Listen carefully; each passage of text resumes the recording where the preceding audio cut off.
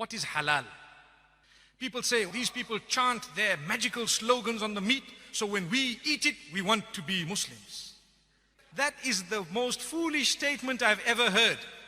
All the creatures have been given life by the Almighty. What gives me the right to take the life of a cow away? I don't have the right. So the Almighty says, well, under certain conditions, you may be granted permission to take that life away in a specific way. So I am not allowed to destroy the creatures of the Almighty for no purpose. I cannot even destroy the ecosystem without purpose. If I want to cut trees down, I need to ask myself, why am I doing it? If there's no purpose for it, leave the tree. It has life of a different nature. You're a Muslim. You need to be at peace with everything else. But yes, if there is a need for firewood or there is a need to clear the path, I may say, in the name of the Almighty, the giver of the life, and I begin to cut that tree. So what about insects? Before you spray your mosquito repellent, that little sound that irritates you, before you spray your doom, you say, in the name of the Almighty, Bismillah, you spray your doom. What happened? They were doomed. But that was for a purpose. You don't just go and destroy. If a reptile is harming you, you may, by the name of the Almighty. You need to take His name because He's the giver of that life. Who are you to take it away? So when it comes to the animals, there are certain animals that are permissible to eat. You cannot just be barbaric. The way you have treated the animal from the point of its birth to the point of its slaughter is extremely important.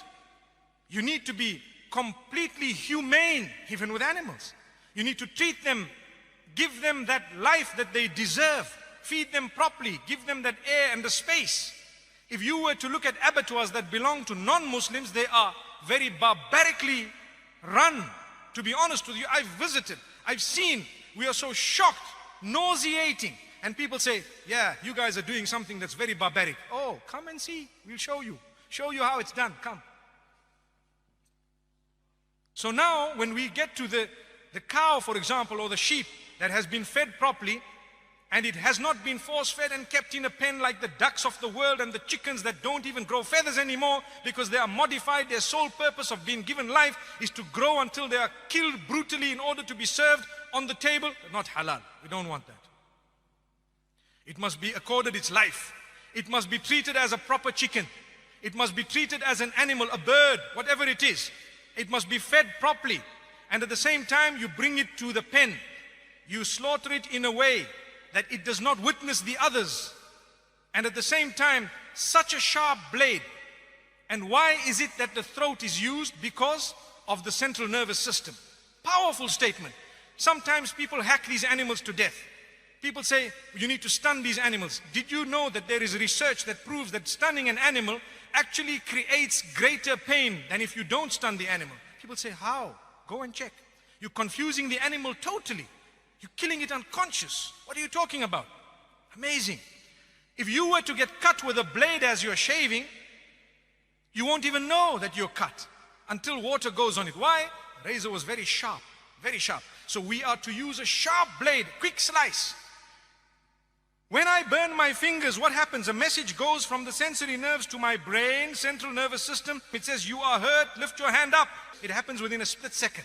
But if the central nervous system is ruptured from the jugulars, the pain, the message goes up, it gets stuck there because it cannot go up anymore. Blood system, bloodstream, out. So what happens? It numbs to a halt. That is halal.